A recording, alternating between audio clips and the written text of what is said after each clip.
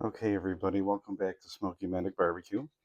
For today's video, we will be grilling up some USDA choice New York strips. These are bone-in.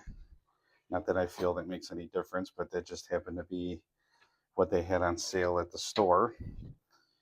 So all we're doing right now is we're going to open these packages and get these seasoned up and put them in the fridge in the garage. Get that salt a chance to soak in to the meat, get some more flavor out of it.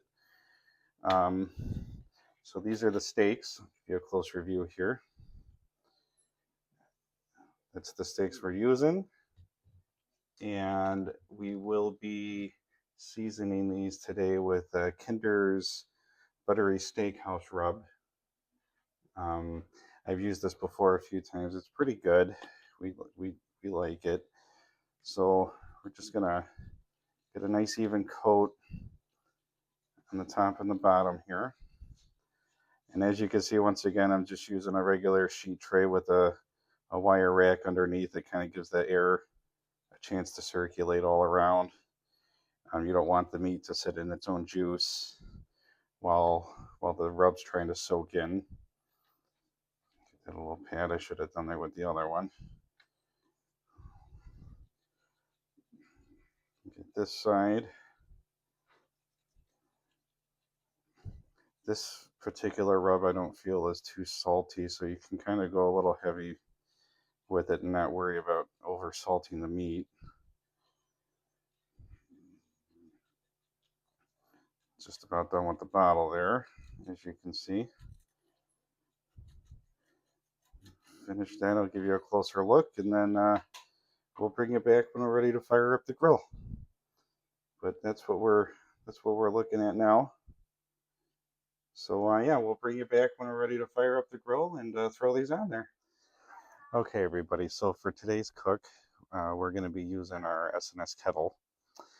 So for right now, I have just a regular tumbleweed in here, and we have our charcoal chimney filled with just regular Kingsford charcoal, just a white and blue bag. So what we're going to do is light up our tumbleweed here, hopefully, with this wind.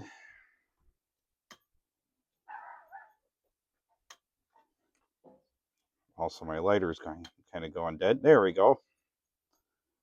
Bear with me here. There we go. Okay, so now that we got that going, we will put our chimney on there. And we're going to give that about maybe 15-20 minutes. As usual, once you start seeing the flames coming up on the top here and these are all starting to get ashed over, what we can do is dump them into the slow and sear here. I usually give that about 5-10 minutes to let it get the grill heated up and ready, get the grates nice and hot, and then we'll be able to throw the steaks on. So I'll bring you back when we're ready to do that. Okay, so once again, as you can see, these charcoal briquettes are starting to get ashed over. Kind of hard to see on the camera, but we do have some flame coming up. So what we're going to do is dump these into the slow and sear.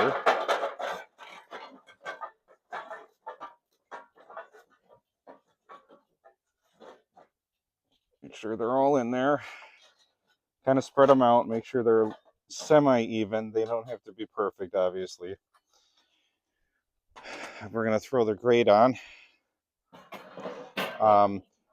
We're going to give this about maybe 5-10 minutes. Let that get nice and heated up. We do have the bottom vent completely open. I have the top vent completely open. We're going to pop the lid on here. Going to give that a few minutes, and then we'll be ready to throw the steaks on here. Okay, so we just did our first flip. You can see we're starting to get a nice little crust building up on both of them there. We're going to keep cooking and let it go on the other side. We'll bring you back when we're doing the flip again. Okay, so as you can see, I moved these over to the indirect side of the grill. They both have pretty good char, nice bark on both sides. So what we're going to do is cook them indirectly to get them up to the desired temperature.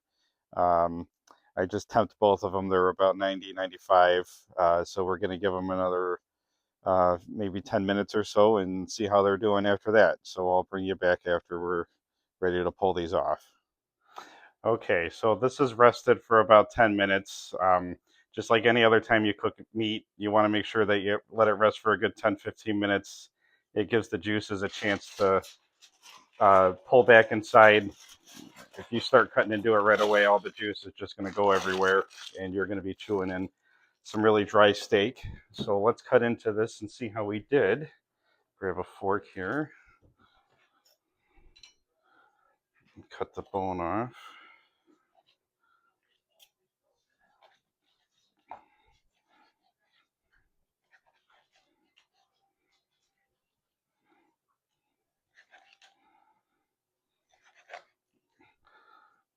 Big bone.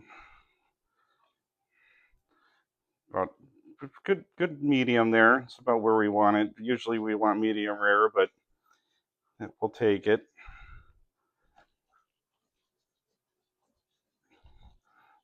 Check this one here. About the same, about a medium.